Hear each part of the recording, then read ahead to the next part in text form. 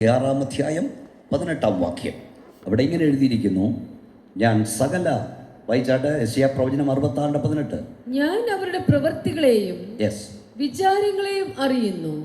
ഞാൻ സകല ജാതികളെയും ഭാഷക്കാരെയും ഒന്നിച്ചു കൂട്ടുന്ന കാലം വരുന്നു. ഞാൻ സകല ജാതികളെയും ഭാഷക്കാരെയും ഒന്നിച്ചു കൂട്ടുന്ന കാലം വരുന്നു. അടുത്തത്, അവർ വന്ന് എന്റെ മഹത്വം കാണും. കൈ ഉയർത്തിയൊരു സ്തോത്രം പറഞ്ഞാട്ട്. ഈ രാത്രിയിൽ നമ്മൾ പല ഭാഷക്കാരിവിടെയുണ്ട്, പല ജാതിക്കാരിവിടെയുണ്ട്. നമ്മൾ പല ജാതിക്കാരായിരുന്നു, പക്ഷെ ഇപ്പം നമ്മൾ ഒരു ജാതിക്കാരാ. ഹോവാ ദൈവമാം വിശുദ്ധ ജാതിക്കാർ. ഞാൻ പല ഭാഷക്കാരെയും ജാതിക്കാരെയും ഒന്നിച്ചു കൂട്ടുന്ന കാലം വരുന്നു. അടുത്ത പദം, അവർ വന്ന് എൻ്റെ മഹത്വം കാണും. കുമ്പനാട് കൺവെൻഷന്റെ 3-ാം രാത്രിയിൽ നമ്മളിവിടെ വന്നത് സ്റ്റേജിലിരിക്കുന്ന ദൈവദാസന്മാരെ കാണാനല്ല, ഗായക സംഘത്തെ കാണാനല്ല, പ്രസംഗത്തിന് മാർക്കിടാനല്ല, ദൈവത്തിന്റെ മഹത്വം കാണാനാണ്. ആ കയ്യൊന്നടിച്ച ശക്തിയോടെ ദൈവത്തെ മഹത്വപ്പെടുത്തിയാട്ട് ഈ രാത്രി ദൈവത്തിന്റെ മഹത്വം കാണണം. ദൈവത്തിൻ്റെ മഹത്വം കാണാനാണ് നമ്മൾ വന്നത്. ഞാൻ പലപ്പോഴും ചിന്തിക്കാറുണ്ട്, പ്രിയപ്പെട്ടവരെ, നമ്മുടെ പിതാക്കന്മാർ കർത്താവിനെ സേവിപ്പാൻ ഇറങ്ങിയപ്പോൾ അമ്പരചുംബികളായ ദൈവാലയങ്ങൾ വിട്ടിറങ്ങിയവരാണ്. നിങ്ങൾക്കറിയാം, 1000-1500 ആളുകൾ ആരാധിക്കുന്ന ആരാധനാലയങ്ങൾ വിട്ട് ചാണകപ്പുരയിലേക്ക് അവർ ആരാധന മാറ്റി, വാടക കെട്ടിടങ്ങളിലേക്ക് അവർ ആരാധന മാറ്റി, ചെറിയ ഓലപ്പിലയിലേക്ക് അവർ ആരാധന തുടങ്ങി. 15 പേര്, 20 പേര്, 30 പേര്, 500 പേര് ആരാധിക്കുന്നിടത്തുനിന്ന് AC ഓഡിറ്റോറിയങ്ങൾ വിട്ട് ഈ ചാണകപ്പുരയിലേക്ക് ആരാധനയ്ക്കായി ജനം വന്നത് ഹാളിൻ്റെ വലിപ്പം കണ്ടല്ല, ഓഡിറ്റോറിയത്തിൻ്റെ വലിപ്പം കണ്ടല്ല, ഇവിടെ വ്യാപരിക്കുന്ന ദൈവശക്തി കണ്ടുകൊണ്ടാണ്. ഞങ്ങളുടെ കായംകുളത്തെ ആരാധന ആരംഭിച്ചത് ഒരു വാടക കെട്ടിടത്തിലായിരുന്നു. ആരോ കെട്ടിത്തൂങ്ങിയ ഒരു കൊച്ചു വീട്, അവിടെ പ്രേതാലയം എന്ന ആളുകൾ എഴുതി വെച്ചിരുന്നു. ആർക്കും വേണ്ടാതെ കിടന്ന കെട്ടിത്തൂങ്ങി മരിച്ച ചില സ്ഥലങ്ങളൊക്കെയാണ് ദൈവദാസന്മാർക്ക് വാടകയ്ക്ക് കിട്ടിയത്. പക്ഷേ പാവപ്പെട്ട അഭിഷക്തന്മാർ മുട്ടുകുട്ടി ആരാധിക്കാൻ തുടങ്ങിയപ്പോൾ അവിടെ ദൈവമഹത്വം ഇറങ്ങി വന്നു. ദൈവമഹത്വം ഇറങ്ങി വന്നപ്പോൾ ജനക്കൂട്ടത്തോടെ ഇവിടേക്ക് വരുവാൻ തുടങ്ങി. എത്രവർക്ക് ശക്തിയോടെ ദൈവത്തെ മഹത്വപ്പെടുത്താൻ കഴിയും?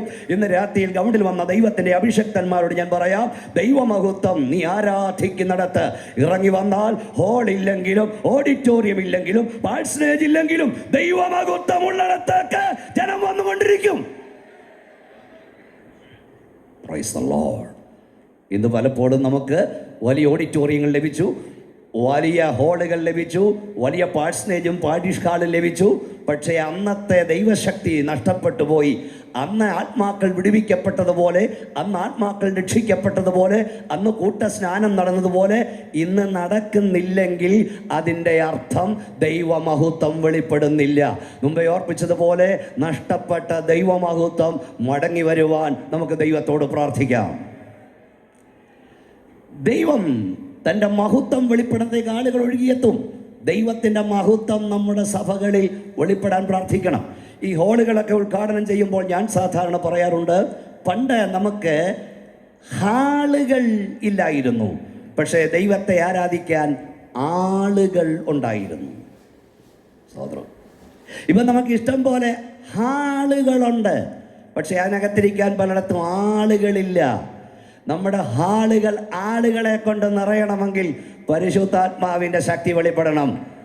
പോരാ, ശക്തിയോടെ ദൈവത്തെ മഹത്വപ്പെടുത്തിയാട്ട്. ദൈവമഹത്വം വെളിപ്പെടണമെങ്കിൽ, ദൈവമഹത്വം തിരിച്ചറിയണമെങ്കിൽ നാം സേവിക്കുന്ന ദൈവം ആരാണെന്ന് നമുക്ക് മനസ്സിലാകണം. വിശുദ്ധ വേദപുസ്തകത്തിൽ 20,000 പ്രാവശ്യം ദൈവം എന്ന പദമുണ്ട്. 20,000 പ്രാവശ്യം. വേദപുസ്തകം ആരംഭിക്കുന്നത് ആദിയിൽ ദൈവം ആകാശവും ഭൂമിയും സൃഷ്ടിച്ചു എന്ന് പറഞ്ഞാണ്. വേദപുസ്തകം എഴുതപ്പെട്ട ഭാഷയിൽ ദൈവത്തിന് കൊടുക്കുന്ന ചില വിശേഷനാമങ്ങളുണ്ട്. ഒന്നാമത്തെ നാമം എൽ എലോഹീം. അതിൻ്റെ അർത്ഥം സൃഷ്ടാവായവൻ, സർവജ്ഞാനിയായവൻ, സർവവ്യാപിയായവൻ, സർവശക്തനായവൻ. 2700 പ്രാവശ്യം ആ പദം കാണാം. നിനക്കറിഞ്ഞുകൂടെയോ? നീ കേട്ടിട്ടില്ലയോ? ഹോവാ നിത്യദൈവം, ഭൂമിയുടെ അറുതികളെ സൃഷ്ടിച്ചവൻ തന്നെ. രണ്ടാമത് കൊടുത്തിരിക്കുന്ന പദം എലിയോൻ എന്ന പദമാണ്. അത്യുന്നതനായ ദൈവം, സർവശക്തനായ ദൈവം. 91 സങ്കീർത്തനം പറയുന്നു, അത്യുന്നതന്റെ മറവിൽ വസിക്കുകയും സർവശക്തന്റെ നിഴലിൻ കീഴിൽ പാർക്കുകയും ചെയ്യുന്നവൻ. അവർ God is most high God and almighty God. ഇവിടെ ഒത്തിരി ഉന്നതന്മാരുണ്ട്, എന്നാൽ അത്യുന്നതൻ ഒരുവൻ, അത് നാം സേവിക്കുന്ന നമ്മുടെ ദൈവം. ഇവിടെ ഒത്തിരി ശക്തന്മാരുണ്ട്, എന്നാൽ സർവശക്തൻ ഒരുവൻ, നാം സേവിക്കുന്ന നമ്മുടെ ദൈവം. മൂന്നാമത് യോഗിച്ച പദം എൽ ഷദ്ദായി എന്ന പദമാണ്. സർവശക്തനായ ദൈവം, സ്വർഗത്തിൽ ഭൂമിക്കും നാഥനായ ദൈവം. നാലാമത് യോഗിച്ച പദം എൽ ഓലം എന്ന പദമാണ്. ആദിയന്തമില്ലാത്തവൻ, അൽഫയും ഒമേഗയും, യുഗങ്ങൾക്ക് മുമ്പെയുള്ളവൻ, പുരാതനനായ ദൈവം. Praise the Lord. നാലാമത് യോഗിച്ച പദം എൽ ഗിബോൻ എന്ന പദമാണ്. ആധിപത്യമുള്ളവൻ, സർവാധികാരി, സർവത്തിനും മീതെ അത്യുന്നതനായ ദൈവം. നാം സേവിക്കുന്ന ദൈവം സർവത്തിനും മീതെ അത്യുന്നതനായ ദൈവമാണ്. കരയും കടലും നിർമ്മിച്ച ദൈവം, ഭൂമിക്ക് അടിസ്ഥാനമിട്ട ദൈവം, അതിനളവ് നൂൽ പിടിച്ച ദൈവം, നക്ഷത്രങ്ങളെ നിർമ്മിച്ച ദൈവം, അവയ്ക്ക് റൂട്ട് നിശ്ചയിച്ച ദൈവം, സമുദ്രത്തിന് അതിരിട്ട ദൈവം, ഉള്ളം കൈ കൊണ്ട് സമുദ്രത്തിലെ വെള്ളത്തെ അളക്കുന്ന ദൈവം, ഭൂമിയിലെ പൊടിയെ നാടിയിൽ കൊള്ളിക്കുന്ന ദൈവം, സൂര്യചന്ദ്രന്മാരെ നിർമ്മിച്ച ദൈവം, മനുഷ്യന്റെ ഉള്ളിൽ അവന്റെ ആത്മാവിനെ നൽകിയ ദൈവം. ആ ദൈവത്തെ അപ്പച്ച എന്ന് വിളിക്കാൻ ഭാഗ്യം കിട്ടിയ ദൈവമക്കളാണ് ഇന്ന് രാത്രി ഇവിടുന്ന് സ്തോത്രം പറയുന്നത്. കൈകൾ ഉയർത്തിയാട്ട് ദൈവത്തെ സ്തുതിച്ചാട്ട്, കരങ്ങൾ അടിച്ച് ശക്തിയോടെ ദൈവത്തെ മഹത്വപ്പെടുത്തുകയെ. വളരെ പ്രശസ്തമായ ഒരു പാട്ടുണ്ട് കേരളത്തിൽ. ദൈവമക്കൾ ദയവായി പ്രാർത്ഥിച്ചുകൊണ്ടിരിക്കണം. ആ പാട്ട്, മനുഷ്യൻ മതങ്ങളെ സൃഷ്ടിച്ചു, മതങ്ങൾ ദൈവങ്ങളെ സൃഷ്ടിച്ചു, മതങ്ങളും ദൈവങ്ങളും ചേർന്ന് ഭൂമി പങ്കിട്ടെടുത്തു. ഇവിടുത്തെ പല ദൈവങ്ങളെ സംബന്ധിച്ചും അത് ശരിയാണെങ്കിലും വിശുദ്ധ ബൈബിൾ വെളിപ്പെടുത്തുന്ന, ഞങ്ങൾ ആരാധിക്കുന്ന ഞങ്ങളുടെ ദൈവം ഞങ്ങൾ നിർമ്മിച്ച ദൈവമല്ല, ഞങ്ങളെ നിർമ്മിച്ച ദൈവമാണ്.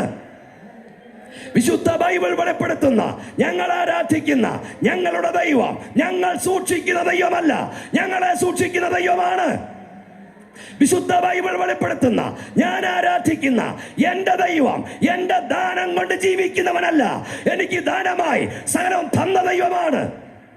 വിശുദ്ധ ബൈബിൾ വെളിപ്പെടുത്തുന്ന, എന്റെ ദൈവം ഞാൻ വില കൊടുത്തു വാങ്ങിയവനല്ല, എന്നെ വിലയ്ക്ക് വാങ്ങിയ ദൈവമാണ്. വിശുദ്ധ ബൈബിൾ വെളിപ്പെടുത്തുന്ന, എന്റെ ദൈവം രക്തദാഹിയായ ദൈവമല്ല, രക്തം നൽകി എന്നെ വിലയ്ക്ക് വാങ്ങിയ ദൈവമാണ്. സ്വർഗം അവന്റെ സിംഹാസനം, ഭൂമി അവന്റെ പാദപീഠം. എത്തവർക്ക് അവനെ കരമടിച്ച് ആരാധിപ്പാൻ കഴിയും? വാതുറന്നാട്ട് ശക്തിയോടെ അവനെ സ്തുതിച്ചാട്ടുന്നില്ല.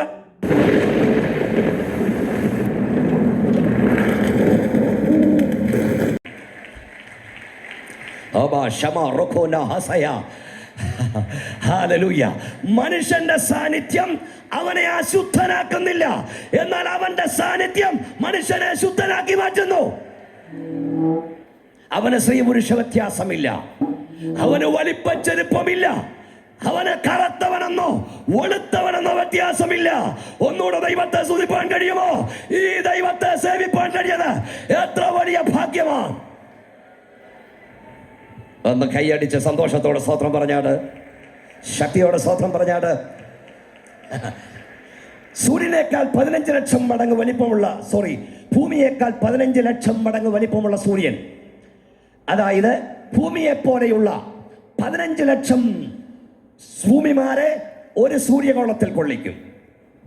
സൂര്യനേക്കാൾ 3 ലക്ഷം മടങ്ങ് വലിപ്പമുള്ള നക്ഷത്രം, അതായത് 15 ലക്ഷം ഭൂമിമാരെ ഉൾക്കൊള്ളുന്ന സൂര്യനെ പോലെയുള്ള 3 ലക്ഷം സൂര്യന്മാർ ഒരു നക്ഷത്രത്തിൽ കൊള്ളും. ആ നക്ഷത്രത്തിന്റെ വലിപ്പം എത്രപ്പാ? അങ്ങനെ കോടാനുകോടി നക്ഷത്രങ്ങൾ, ഏതാണ്ട് 10,000 കോടി നക്ഷത്രം ചേരുന്നതാണ് ഒരു ഗാലക്സി. കേൾക്കാൻ സുഖമാണ്. ഒരു സെക്കൻഡിൽ 200 മൈൽ വേഗത്തിൽ സൂര്യൻ സഞ്ചരിക്കുന്നു. അതായത് തിരുവനന്തപുരത്ത് നിന്ന് കൊച്ചിയിലേക്ക് ഒരു സെക്കൻഡ് കൊണ്ടെത്തുന്ന ദൂരം ചിന്തിച്ചു നോക്കൂ. സൂര്യൻ അങ്ങനെ സഞ്ചരിക്കുന്നു. അങ്ങനെയാണെങ്കിൽ 1 മണിക്കൂർ കൊണ്ട് 7,20,000 കിലോമീറ്റർ സഞ്ചരിക്കുന്നു. ഒരു ദിവസം കൊണ്ട് 1,72,80,000 കിലോമീറ്റർ സൂര്യൻ സഞ്ചരിക്കുന്നു. അങ്ങനെ സഞ്ചരിക്കുന്ന സൂര്യൻ, നമ്മൾ പറഞ്ഞ ഗാലക്സി, ഒരു ഗാലക്സിയിൽ 10,000 കോടി നക്ഷത്രങ്ങളുണ്ട്. അങ്ങനെ 10,000 കോടി നക്ഷത്രങ്ങൾ ഗാലക്സികൾ ഈ ആകാശഗംഗയിലുണ്ട്. അപ്പോൾ പ്രിയപ്പെട്ട സഹോദരങ്ങളെ, ഒരു സെക്കൻഡിൽ 200 കിലോമീറ്റർ സഞ്ചരിക്കുന്ന, ഒരു ദിവസം 1,72,80,000 കിലോമീറ്റർ സഞ്ചരിക്കുന്ന സൂര്യൻ നമ്മുടെ ഈ ഗാലക്സിയെ ഒരു വട്ടം ചുറ്റാനെടുക്കുന്ന സമയം നിങ്ങൾക്കറിയാമോ? 25 കോടി വർഷം. സ്വോത്രം. അപ്പൊ ഇതിന്റെ വലിപ്പം എന്നാപ്പാ? ഇന്ന് രാത്രിയിൽ നമ്മൾ ആരാധിക്കുന്നത് ഇവയെ സൃഷ്ടിച്ചു പാലിക്കുന്ന, ഇവയ്ക്ക് വേർവിളിക്കുന്ന സർവാധികാരിയായ ദൈവത്തെയാ. ഒരിക്കൽ അബ്രഹാം പറഞ്ഞു, കർത്താവേ, എനിക്ക് 100 വയസ്സായി, എൻ്റെ ഭാര്യയ്ക്ക് 90 വയസ്സായി, എൻ്റെ സാസൻ എലയാസർ തന്നെ മതിയെന്ന് പറഞ്ഞപ്പം തമ്പുരാൻ ആ രാത്രിയിൽ അങ്ങോട്ട് വന്ന് കൈക്ക് പിടിച്ച് പുറത്തിറക്കിയിട്ട് പറഞ്ഞു, ആകാശത്തോട് നോക്കടാ. ആകാശത്ത് നോക്കാൻ പറയും മുമ്പ് തമ്പുരാൻ സകല നക്ഷത്രത്തോടും പറഞ്ഞു പ്രത്യക്ഷപ്പെടാൻ. അവൻ എണ്ണാൻ പറഞ്ഞു കേട്ടോ. ദൈവവാക്തത്തെ സംശയിപ്പിക്കുന്നവനെ കൊണ്ട് ദൈവം നക്ഷത്രം എണ്ണിക്കും. ഹല്ലേലൂയ. എണ്ണി തികയാതെ വന്നപ്പം തമ്പുരാൻ പറഞ്ഞടാ, ഈ വാരി വിതറിക്കുന്ന നക്ഷത്രത്തെ കണ്ടോ? പൊട്ടൻ ചെറുക്കനെ, ഈ നക്ഷത്രത്തെ നിർമ്മിച്ച ദൈവത്തിന് 100-ാം വയസ്സിൽ നിനക്കൊരു കൊച്ചിനെ തരാൻ കഴിയത്തില്ലയോ? എത്ര പേർക്ക് ഇന്ന് രാത്രി പറയും, എൻ്റെ ദൈവത്തെ കൊണ്ട് അസാധ്യമായതൊന്നുമില്ല? കൈയൊന്നുയർത്തി വായം തുറന്ന് കരമം നാട്ടി പറയാ, എൻ്റെ ദൈവത്തെ കൊണ്ട് കഴിയാത്തതൊന്നുമില്ല. ആ കൈകളടിച്ച് ശക്തിയോട് ദൈവത്തെ മഹത്വപ്പെടുത്തി പറയേണ്ട, ദൈവത്തെ കൊണ്ട് കഴിയാത്തതൊന്നുമില്ല. ദൈവത്തെ കൊണ്ട് കഴിയുമോ എന്ന് നീ ഒന്നിനെ കുറിച്ചും ചോദിക്കരുത്. എൻ്റെ ദൈവത്തിന് ഹിതമാണോ എന്ന് മാത്രം ചോദിക്കുക. ഈ 3-ാം ദിവസം ഈ ഗ്രൗണ്ടിൽ വന്ന ദൈവമക്കളോട് ഞാൻ ദൈവാത്മാവിൽ പറയുന്നു, നിങ്ങൾ പ്രാർത്ഥിച്ചു കൊണ്ടിരിക്കുന്ന വിഷയത്തിന്മേൽ 1000 പ്രാവശ്യം ദുഷ്ടപിശാച് അസാധ്യം എന്ന് പറഞ്ഞുകൊണ്ടിരിക്കുമ്പോൾ ഈ രാത്രി അതിന്റെ അടിയിൽ യേശുവിന്റെ നാമത്തിൽ നീ എഴുതി വെക്ക, എന്റെ ദൈവത്താൽ സാധ്യമാണ്.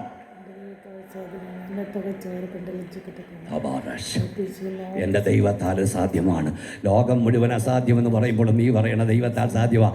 ദൈവം ഒരു വാക്ക് നിന്നോട് പറഞ്ഞിട്ടുണ്ടെങ്കിൽ ലോകം മുഴുവൻ അസാധ്യമെന്ന് പറഞ്ഞാലും പറയണം, എന്നോട് വാക്ക് പറഞ്ഞവൻ സർവശക്തനാകിയാൽ അത് സംഭവിക്കും. കൈയടിച്ച് വാ തുറന്ന് ദൈവത്തെ സൂചിച്ചുകൊണ്ട് പറ, സംഭവിക്കും എന്ന് പറ. നിന്റെ തലമുറ ആയിരങ്ങളോട് യേശുവിനെ പ്രസംഗിന്ന് പറഞ്ഞിട്ടുണ്ടോ? അത് സംഭവിക്കും. നിന്റെ ഹോൾ ആത്മാക്കളെ കൊണ്ട് നിറയുമെന്ന് പറഞ്ഞിട്ടുണ്ടോ? അത് സംഭവിക്കും. ശക്തിയോടെ വാ തുറന്ന് ദൈവത്തെ സൂചിച്ചുകൊണ്ട് പറ, ദൈവത്തിന്റെ ദാസ, അസാധാരണമായ ഒരു ശുശ്രൂഷ നിന്നോട് വെളിപ്പെടുമെന്ന് എന്റെ ദൈവം പറഞ്ഞിട്ടുണ്ടോ? അത് സംഭവിക്കും.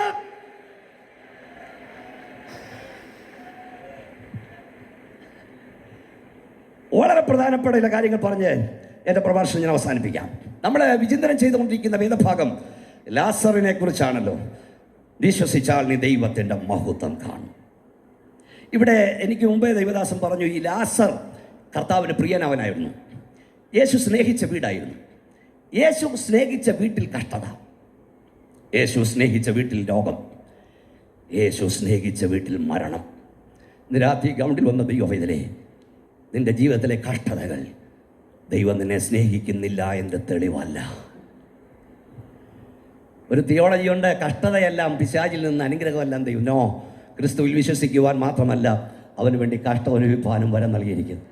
കയ്യോ നാട്ടി സന്തോഷത്തോടെ സ്വതന്ത്ര. അത് കഷ്ടത വന്ന് 4-ാം ദിവസം യേശു എന്നുള്ളൂ. പക്ഷെ അവിടെ എഴുതിയിരിക്കുന്നു, ഈ ദീനം മരണത്തിനായിട്ടല്ല, ദൈവപുത്രൻ മഹത്വപ്പെടേണ്ടതിനത്രേ. എത്ര പേർക്ക് ശക്തിയോടെ സ്തോത്രം പറയാൻ കഴിയും? നിന്നെ തകർക്കാനല്ല വേദന, നിന്നെ മുടിക്കാനല്ല, നിന്നെ പൊന്നായി പുറത്തു കൊണ്ടുവരാനാ. ഈ 9-ാം അധ്യായത്തിൽ യോഹന്നാന്റെ സുവിശേഷത്തിൽ പുറവിയിലെ കുരുടനായൊരുവനെ കണ്ടിട്ട് ശിഷ്യന്മാർ ചോദിച്ചു, ഇവൻ ഇങ്ങനെ ജനിക്കാൻ കാര്യമെന്താ? ഇവനെങ്കിലും ഇവൻ്റെ അമ്മയപ്പന്മാരെങ്കിലും പാപം ചെയ്തിട്ടാണോ? ഉടനെ കർത്താവ് പറഞ്ഞു, ഇവനെങ്കിലും ഇവൻ്റെ അമ്മയപ്പന്മാരെങ്കിലും പാപം ചെയ്തിട്ടല്ല, ദൈവപ്രവൃത്തി ഇവനിൽ വെളിപ്പെടുവാൻ അത്രേ. ഇന്ന് രാത്രിയിൽ ഗ്രൗണ്ടിൽ ദൈവത്തെ സ്തുതിക്കുന്ന ദൈവവൈദ്യരെ, നിന്റെ പ്രയാസത്തിൻ്റെ വേളയിൽ, നിന്റെ പ്രതിസന്ധിയുടെ വേളയിൽ, നിന്റെ ദുഃഖത്തിൻ്റെ വേളയിൽ കൂടെ ഇരിക്കേണ്ടവനും ആശ്വസിപ്പിക്കേണ്ടവനും കണ്ണുനീരൊപ്പനവനും നിന്റെ നേരെ വിരൽ ചൂണ്ടി നിന്റെ ചങ്കിന് കൊള്ളുന്ന വാക്കുകൾ പറഞ്ഞെന്ന് വരാം. നിന്റെ കയ്യിലിരിപ്പ് കൊണ്ടാണിത് വന്നത്, നിന്റെ പാപം കൊണ്ടാണിത് വന്നതെന്ന് പറയുമ്പോൾ ഈ രാത്രി എൻ്റെ ദൈവത്തിന് നിന്നോട് പറയാൻ ഒരു സന്ദേശമുണ്ട്. ഇവനെങ്കിലും ഇവന്റെ അമ്മയപ്പന്മാരെങ്കിലും പാപം ചെയ്തിട്ടല്ല, ദൈവപ്രവൃത്തി ഇവനിൽ വെളിപ്പെടുവാനത്രേ. എത്ര പേർക്ക് ശക്തിയോട് ദൈവത്തെ സ്തുതിപ്പാൻ കഴിയും? എത്ര പേർക്ക് ശക്തിയോട് ദൈവത്തെ സ്തുതിപ്പാൻ കഴിയും? ഇത് രാത്രി ദൈവമക്കളോടൊരു കാര്യം ഞാൻ പറയാം. നമുക്ക് വിരോധമായി, നമ്മുടെ കുടുംബത്തിന് വിരോധമായി, നിന്റെ കുഞ്ഞുങ്ങൾക്ക് വിരോധമായി, നിന്റെ ശുശ്രൂഷയ്ക്ക് വിരോധമായി നിന്നെ തകർക്കാൻ പിശാചൊരുക്കുന്ന പദ്ധതി പോലും അനുഗ്രഹമാക്കി മാറ്റാൻ കഴിവുള്ള ദൈവം നമ്മുടെ കൂടെ ഉണ്ട്. പോരാ, ശക്തി പോരാ നിങ്ങളുടെ സ്തോത്രത്തിന്. തെളിവ്, ദാവീദിനെ കാറ്റിൽ വിട്ടത് അവിടെ വെച്ച് തകർക്കാനാ. പക്ഷേ അഭിഷക്തൻ കാറ്റിൽ പോയി പാട്ടും പാടി തിരികെ വന്നു. ഞാൻ പറയാറുണ്ട്, അഭിഷക്തനെ കാറ്റിൽ വിട്ടാൽ അവൻ പാട്ടും പാടി തിരികെ വരും. ഒന്നുകൂടെ ശക്തിയുള്ള ദൈവത്തെ സ്തുതിച്ചേ. യോസഫിനെ സഹോദരന്മാർ പൊട്ടക്കിണിട്ടത് ദർശനം തകർക്കാനാ. ഇന്ന് രാത്രി ഞാൻ പറയാം, നിന്നെ ദർശനമുള്ള നിന്നെ പൊട്ടക്കിണറ്റിലിട്ടാൽ നിന്റെ ദർശനത്തിന്റെ ഒന്നാമത്തെ വാതിലാക്കി മാറ്റാൻ എന്റെ കർത്താവിന് കഴിയും. പോരാ പോരാ, ശക്തിയോടെ ദൈവത്തിന് സ്തോത്രം പറഞ്ഞാൽ. ഈ ദൈവദാസരോട് ചെന്ന് പറഞ്ഞു, നമുക്കവനെ പിടിച്ച് പൊട്ടക്കിണിടാം. രൂപേൻ ആദ്യം പറഞ്ഞത് പൊട്ടക്കിണിടാം, സിംഹാസനത്തിക്കാനല്ല, കൊച്ചനെ നമുക്ക് കൊല്ലണ്ട. രൂപേൻ വിചാരിച്ചു പിടിച്ചോണ്ട് അപ്പൻ്റെ അടുക്ക കൊണ്ടുപോകാം. പക്ഷെ മിഥ്യാന് കച്ചവടക്കാർ വന്നപ്പോൾ രൂപേൻ അവിടെ കാണുന്നില്ല. ഗ്രൗണ്ടിൽ ഉള്ള മുറുക്കത്തോടെ കരഞ്ഞു പ്രാർത്ഥിക്കുന്ന ചിലരോട് ദൈവാത്മാവ് പറയാൻ പറയുന്നു, പ്രിയ ദൈവമിതരെ, സഹായിക്കാവെന്ന് പറഞ്ഞവർ, സംരക്ഷിക്കാവെന്ന് പറഞ്ഞവർ, വഴിയൊരുക്കാവെന്ന് പറഞ്ഞവർ തക്ക സമയത്ത് കാലുമാറിയെങ്കിൽ ഭാരപ്പെടരുത്. നിന്നെ ഉയർത്തിയതൊരു മനുഷ്യനല്ല, നിന്നെ ഉയർത്തേണ്ടതൊരു മനുഷ്യനല്ല. സ്വർഗത്തിലെ ദൈവം നിന്നെയും നിന്റെ തലമുറ ഉയർത്തും.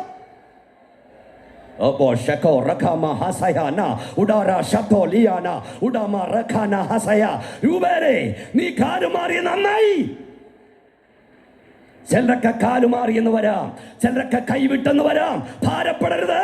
അതിമഹത്തായ ശ്രേഷ്ഠകരമായ ഒരു വഴി ദൈവം നിനക്ക് വേണ്ടി ഒരുക്കിയിട്ടുണ്ട്. ഒരു ദിവസം ഞാൻ ദൈവം ഓരോ സ്ഥലത്ത് പ്രസംഗിച്ചിട്ട് തിരുവനന്തപുരം എയർപോർട്ടിൽ ഇറങ്ങി കാറിൽ കയറി. ഞാൻ കർത്താവിനെ വിളിച്ചു, കർത്താവേ ഇന്ന് എന്ത് പ്രസംഗിക്കണം? കർത്താവ് എന്നോട് ഇങ്ങനെ പറഞ്ഞു, ദൈവത്തെ സ്നേഹിക്കുന്നവന് വേണ്ടി ദൈവം ഒരുക്കിയിട്ടുള്ളത് ഒരു കണ്ണ് കണ്ടിട്ടില്ല, ഒരു ചെവി കേട്ടിട്ടില്ല, ഒരു മനുഷ്യന്റെയും ഹൃദയത്തിൽ ഇതുവരെ തോന്നിയിട്ടില്ല. ഒരു കണ്ണ് കാണാത്തത്, ഒരു ചെവി കേൾക്കാത്തത്, ഒരു മനുഷ്യന്റെ ഹൃദയത്തിൽ ഇതുവരെ തോന്നാത്തത് നിനക്കും നിന്റെ തലമുറയ്ക്ക് വേണ്ടി ഒരുക്കാൻ എന്റെ ദൈവ ശക്തനല്ലയോ?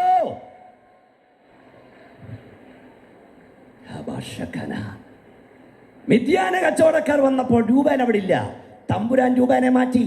അപ്പോൾ യഹൂദയ്ക്ക് തോന്നി ഇവനെ വിൽക്കാം. സ്തോത്രം, ദൈവത്തിന്റെ ഇടപെടല. ഞാൻ ചോദിക്കട്ടെ, രൂപേനെ, നീ യോസഫിനെ കൊണ്ടുപോയാൽ എവിടെ വരെ കൊണ്ടുപോകും? തിരിച്ചപ്പൻ്റെ അടുക്ക കൊണ്ടുപോകും. അതെന്റെ കർത്താവിനറിയാം. യോസഫിനെ വീട്ടിൽ നിന്ന് ദൈവം വിളിച്ചിറക്കിയത് തിരിച്ചവിടെ കൊണ്ടുപോകാനല്ല, സിംഹാസനത്തിലെത്തിക്കാനാ. പോരാ പോരാ പോരാ പോരാ. എത്രവർക്ക് കരമടിച്ച് വാ തുറന്ന് ശക്തിയോടെ ദൈവത്തെ മഹത്വപ്പെടുത്താൻ കഴിയും? ഈ രാത്രി ദൈവാത്മാവിൽ ഞാൻ പറയാം, നിന്റെ മേലുള്ള അനുഗ്രഹം, നിന്റെ തലമുറ മേൽ ദൈവം പകരാൻ പോകുന്ന അനുഗ്രഹം, നിന്നിലൂടെ ദൈവം ചെയ്യാൻ പോകുന്ന പ്രവൃത്തി തട്ടി മാറ്റുവാൻ, കൈയെടുത്തു മാറ്റുവാൻ ലോകത്തിലൊരു ശക്തിയും കഴിയില്ല.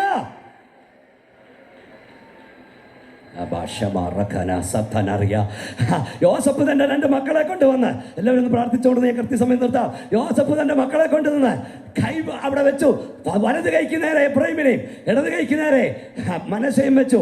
പക്ഷേ പരിശുദ്ധാത്മാകത്തുള്ള യാക്കോബ് കൈ പിണച്ചു വെച്ച് അനുഗ്രഹിക്കാൻ തുടങ്ങിയപ്പോ അപ്പം വന്ന് കൈ പിടിച്ചു മാറ്റി. അങ്ങനെയല്ല, അപ്പ ഇവനെയാണ് ആദ്യം അനുഗ്രഹിക്കേണ്ടത്.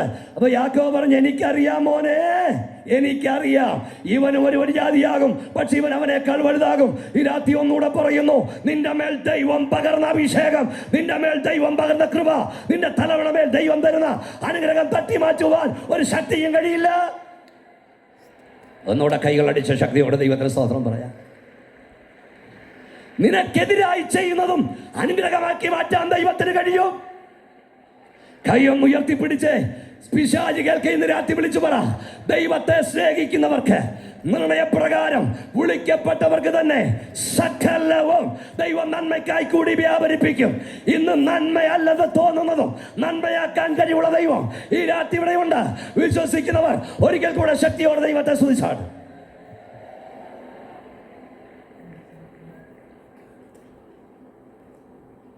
Hallelujah, hallelujah.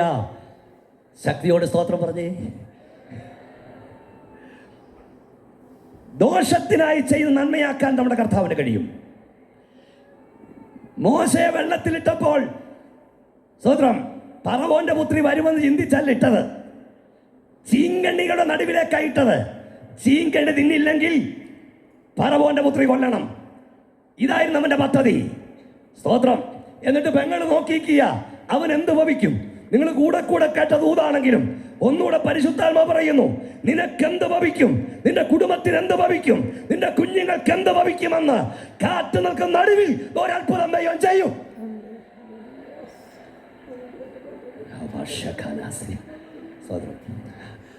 ഒന്ന് കൈ ഉയർത്തി സ്തോത്രം പറഞ്ഞു ഞാൻ താൻ പോകുകയാണ്.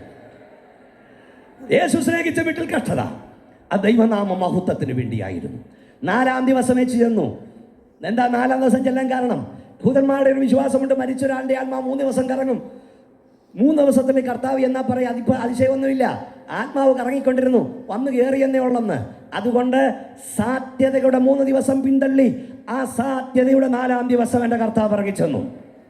വൈദ്യശാസ്ത്രം പറയുന്നു സൗഖ്യമാകാൻ സാധ്യതയുണ്ടെന്ന് നോക്കാം.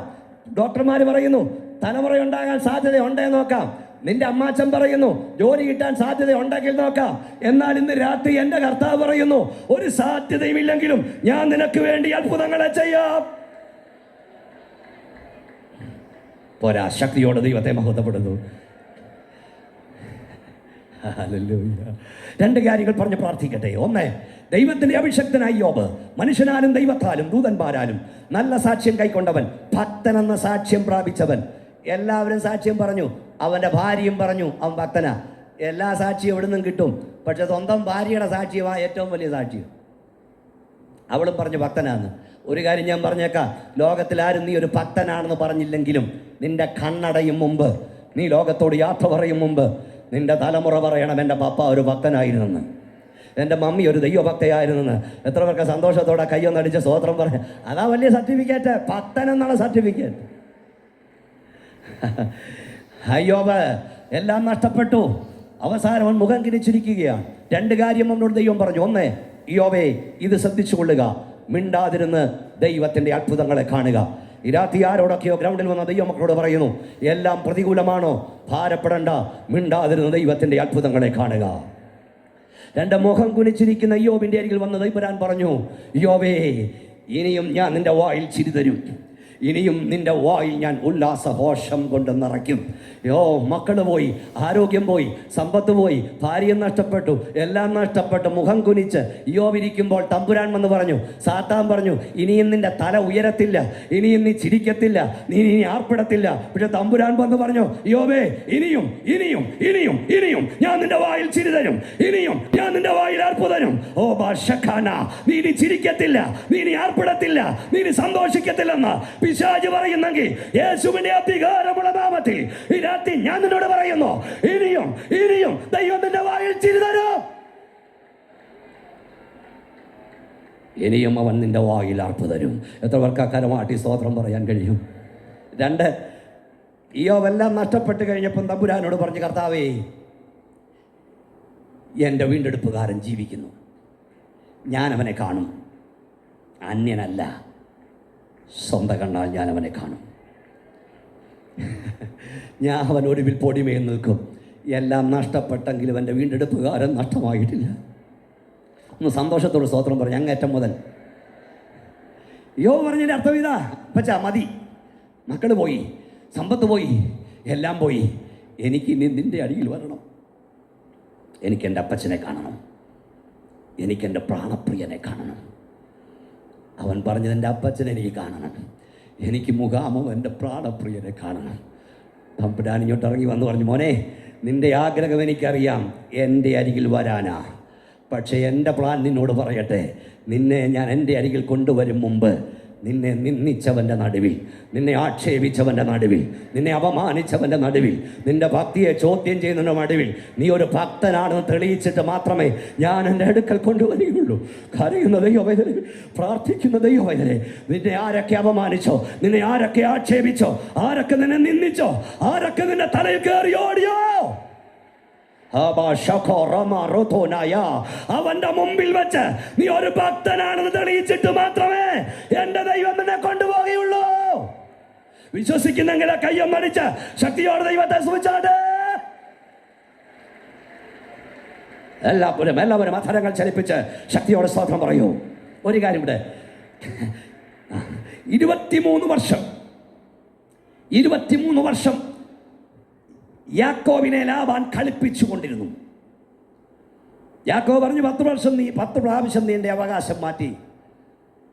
23 വർഷം ഒരു പൊട്ടനെ പോലെ,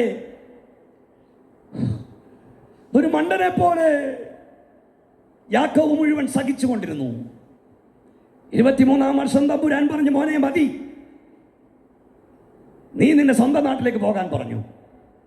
പിള്ളേരെയും കൂട്ടി ഭാര്യയും കൂട്ടി സ്വന്തം നാട്ടിലേക്ക് ഓടിപ്പോയ യാക്കോബിനെ ലാബാൻ പുറകെ വന്ന് പിടിച്ചുകൊണ്ട് പോകാൻ വന്നു.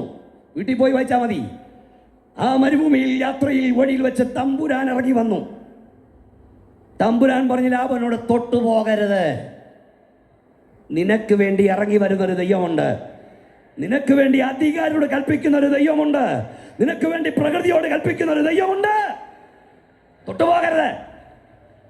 ലാബാൻ വന്ന് പറയുന്നൊരു പദമുണ്ട്, നിന്നോട് ദോഷം ചെയ്യുവാൻ എൻ്റെ പക്കൽ ശക്തി ഇല്ല എന്നിട്ടല്ല, എന്നാൽ നിന്നോട് ഗുണമെങ്കിലോ ദോഷമെങ്കിലോ ചെയ്യരുതെന്ന് നിന്റെ പിതാക്കന്മാരുടെ ദൈവം കഴിഞ്ഞ രാത്രിയിൽ എന്നോട് പറഞ്ഞു. വല്ലതും മനസ്സിലാകുന്നുണ്ടോ പ്രിയ ദൈവമക്കളെ? 23 വർഷം ഒരു പൊട്ടനെ പോലെ എല്ലാം സഹിച്ച് കളിപ്പിക്കാൻ പറ്റിയ ഒരു സാധനമാണ് ഇവൻ. ഒരു പൊട്ടന, ഒരു മന്ദബുദ്ധിയാണെന്ന് ലാബാൻ ചിന്തിച്ചെങ്കിൽ 23 വർഷം കഴിഞ്ഞപ്പോൾ ലാബാൻ ഒരു കാര്യം മനസ്സിലായി. കഴിഞ്ഞ 23 വർഷം എൻ്റെ വീട്ടിൽ ഒരു പൊട്ടനെ പോലെ എല്ലാം സഹിച്ചു നിന്ന ഈ എബ്രായൻ ഞാൻ ഉദ്ദേശിച്ചയാളല്ല. ഇവന്റെ ദൈവവും എന്റെ ദൈവത്തെ പോലുള്ള ദൈവമല്ല. അവൻ സംസാരിക്കുന്ന ദൈവമാണ്, അവൻ ഇടപെടുന്ന ദൈവമാണ്, അവൻ ഇറങ്ങി വരുന്ന ദൈവമാണ്.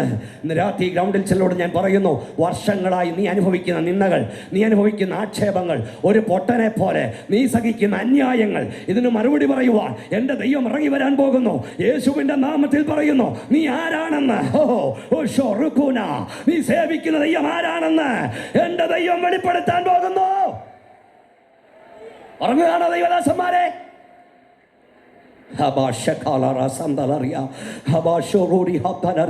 എന്നോട് കർത്താവ് തന്നൊരു വെളിപ്പാട് ഞാൻ പറയാം. ദൈവത്തിന്റെ സഭ ഇന്ത്യയിൽ അപമാനിക്കപ്പെടുന്നു, ലോകം മുഴുവൻ നിന്ദിക്കപ്പെടുന്നു, എല്ലാവരും ഞോണ്ടാനായി ദൈവസഭ കിടക്കുന്നു.